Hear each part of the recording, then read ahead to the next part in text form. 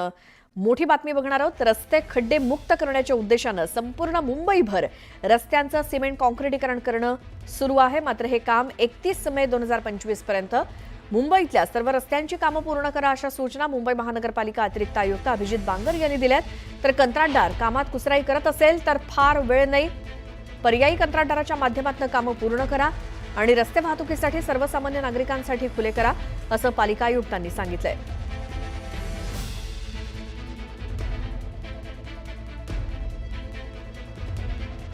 मुंबईमध्ये रस्ते काँक्रिटीकरणाची कामं ठिकठिकाणी सुरू आहेत आणि त्याची डेडलाईन ही 31 मे 2025 आहे।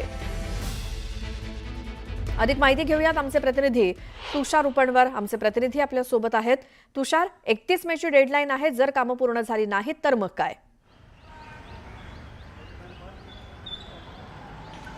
नक्कीच श्वेता, मुंबई महानगरपालिकेचे अतिरिक्त आयुक्त अभिजित बांगर हे त्यांच्या धाडसी आणि नियोजनबद्ध कारभारामुळे ओळखले जातात आणि त्यांनी सर्व मुंबईतल्या कंत्राटदारांना 31 मेची ही डेडलाईन ही रस्ते कामाची असणार आहे।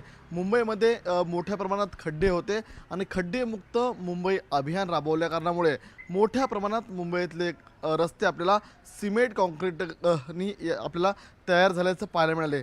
सध्या आम्ही मुंबईतल्या सर्वात गजबजलेल्या दादर स्वामीनारायण परिसरात उभा आहे। माझ्या मागच्या जर तुम्ही रस्ता पाहत असाल तर हा रस्ता आता वाहतुकीसाठी खुला झालेला आहे। आजची तारीख ही 26 आहे आणि हा रस्ता आज खुला झाल्याचं पाहायला मिळतंय। आणि आपण हा जर बोर्ड पाहिला असेल तर हा मुंबई महानगरपालिकेचा बोर्ड आहे आणि या बोर्डवरती स्पष्ट ही तारीख लिहिण्यात आलेली आहे की 31 तारखेपूर्वी हा रोड वाहतुकीसाठी खुला करण्यात यावा। मात्र आपण पाहत असाल तर 5 दिवसांपूर्वीच हा रोड खुला करण्यात आलेला आहे, कारण की याच मार्गातून आपल्याला प्रामुख्याने मध्य मुंबई असेल किंवा पश्चिम मुंबई असेल या भागामध्ये आपल्याला गाड्या मोठ्या प्रमाणात जाताना पाहायला मिळत असतात। असेच रोड आपल्याला मुंबईतल्या विविध भागांमध्ये रस्त्यांचं काम सुरू असल्याचं पाहायला मिळतं आहे। मात्र स्वतः अतिरिक्त आयुक्त अभिजित बांगर स्वतः या गोष्टीचा कार्यालयामधून आढावा घेत आहेत। वेळ प्रसंगी ते फील्डवरती उतरून जे कंत्राटदार आहेत किंवा जे अधिकारी आहेत त्यांच्याशी संवाद साधत आहेत आणि ही कामे लवकरात लवकर पूर्ण करून या ठिकाणी मुंबईतल्या सर्वसामान्य नागरिकांना रस्ते वाहतुकीसाठी आपल्याला कोणताही अडथळा निर्माण होणार नाही या प्रकारच्या सूचना दिल्यात आलेल्या आहेत। आणि सर्वात महत्त्वाची बाब म्हणजे श्वेता, ज्या ठिकाणी रस्त्याची कामं सुरू आहेत ती कामं या ठिकाणी वेळेत पूर्ण झाली नाही तर त्या कंत्राटदाराऐवजी दुसऱ्या कंत्राटदाराकडून कामं पूर्ण करून घ्या। मात्र मुंबईकरांना कोणत्याही त्रासाला सामोरं जाऊ देऊ नका अशी स्पष्ट सूचना वजा आदेश देखील त्यांनी दिल्याचं पाहायला मिळतंय। तुषार या सगळ्या माहितीसाठी धन्यवाद। त्यामुळे बघूयात आता 31 मे पर्यंत किती कामं पूर्ण होत आहेत। आज एनडीए शासित राज्यांच्या मुख्यमंत्री आणि उपमुख्यमंत्र्यांसोबत पंतप्रधान मोदींची बैठक। ऑपरेशन सिंदूर आणि जातनिहाय जनगणनेसंदर्भात सादर करू शकतात प्रस्ताव।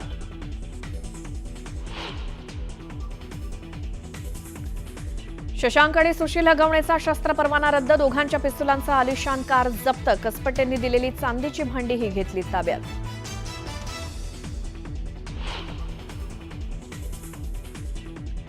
उपमुख्यमंत्री एकनाथ शिंदेंनी घेतली कसपटे कुटुंबियांची भेट। आरोपीला पाठीशी घालणार नाही तर हगवणे कुटुंबियांवर मकोका अंतर्गत कारवाई करणार, एकनाथ शिंदेंची ग्वाही।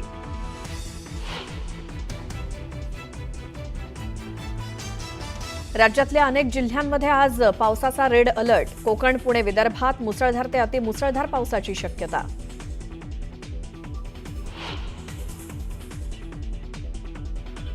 आता सीबीएसई शाळेत सुरू होणार मराठीचे धडे, भाषा शिक्षणाचं धोरण जारी।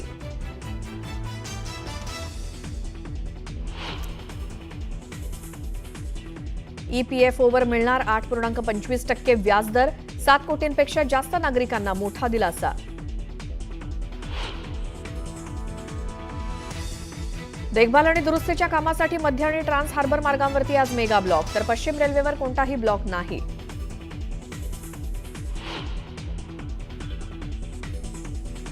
पहलगाम हल्ल्यावर हरियाणातील भाजप खासदार रामचंद्र जांगडा यांचं वादग्रस्त वक्तव्य। शौर्य न दाखवल्यामुळेच पीडित महिलांच्या पतीचा झाला मृत्यू। वाद वाढल्यानंतर मात्र केली सारवासारव।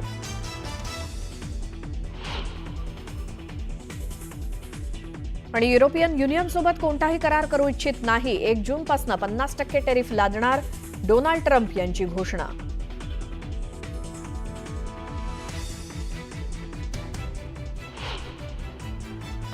सेकंद 10 बातम्या. प्रायोजक Sandeep university. Faculty and facility simply world class. मुसळधार पावसामुळे कोयना धरणातून सिंचनाकरता सोडण्यात येणारे पाणी पूर्णपणे बंद. कोयना धरण व्यवस्थापनाची माहिती. उन्हाळी सुट्ट्यांमुळे अंबाबाई चरणी भक्तांचं भरभरून दान. 2 महिन्यांच्या कालावधीत तब्बल 2,06,26,000 दान अर्पण.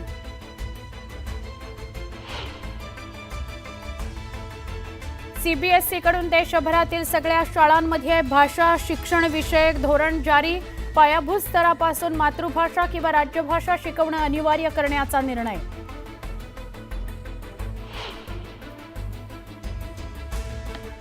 11वीची नोंदणी प्रक्रिया सोमवारपासून सुरू होणार. 20,92,000 जागांकरता विद्यार्थ्यांना ऑनलाईन पद्धतीनं करता येणार अर्ज. मे महिन्यामध्ये प्रथमच उजनी धरणाच्या पाणीसाठ्यात 1 टीएमसी वाढ. पावसाबरोबरच बाष्पीभवनही घटलं, नागरिकांना दिलासा.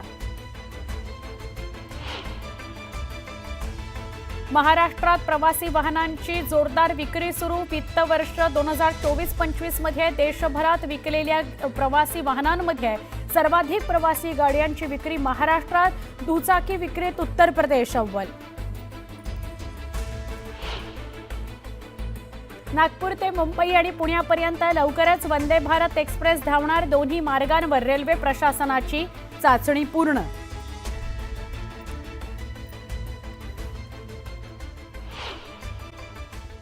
नमस्कार. बुलेटिनची सुरुवात आपण एका स्पेशल रिपोर्टनं करूया.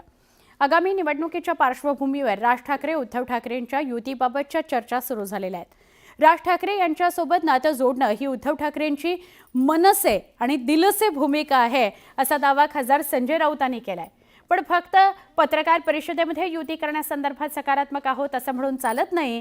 त्याकरता 2 पावलं पुढे यावं लागतं, असं वक्तव्य करत राऊतांचा दावा मनसेच्या संदीप देशपांडे यांनी खोडून काढला. ठाकरे बंधूंचं मनोमिलन होणार. हे MNS म्हणजे मनसे बरोबर राज ठाकरे यांच्या नातं जोडायला नक्कीच आमची सकारात्मक भूमिका आम्ही त्या संदर्भात ठेवलेली आहे. उद्धव ठाकरेंची मनसे दिलसे भूमिका.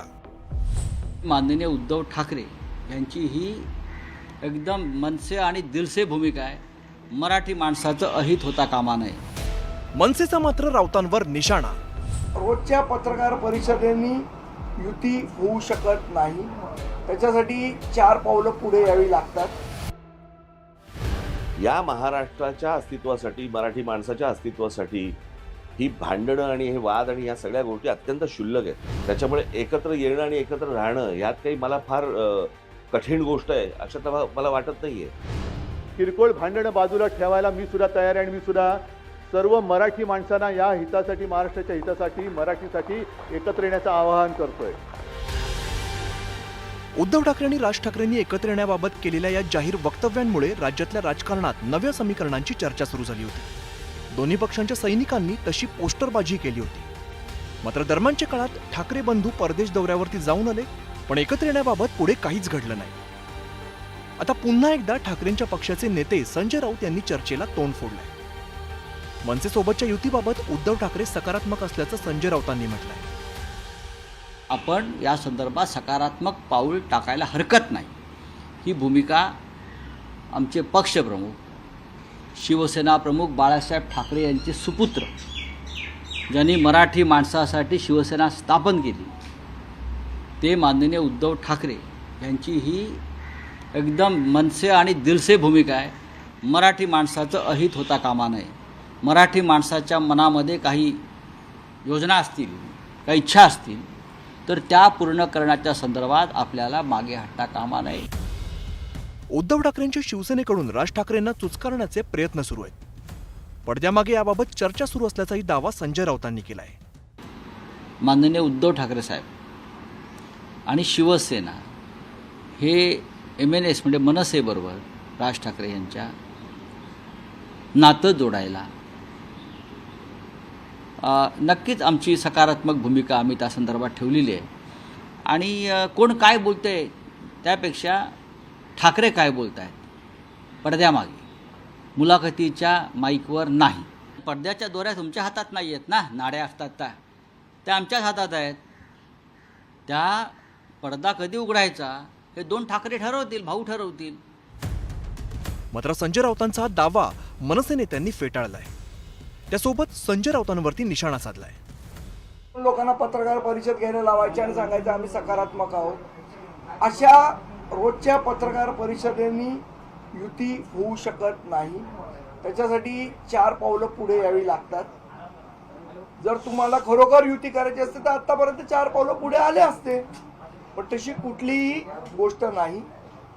आणि हे अतिशय स्पष्टपणे मी सांगू इच्छितो की ना पडद्या मागे ना पडद्या पुढे आमची आत्ता कुठलीही उबाटाबरोबर बोलणी चालू नाही.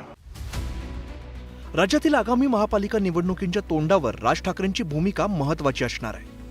राज ठाकरेंनाही त्यांच्या पक्षाचा विस्तार करून सत्तेची केंद्र ताब्यात घ्यायची आहेत, तर उद्धव ठाकरेंनाही त्यांच्या पक्षाला पुन्हा उभारी द्यायची आहे. या सर्व पार्श्वभूमीवरती ठाकरे बंधू एकत्र येणार का, की राजकीयदृष्ट्या मनोमिलनाची चर्चाच राहणार हे आगामी काळात स्पष्ट होणार आहे. Bureau report, news 18 Lokmat.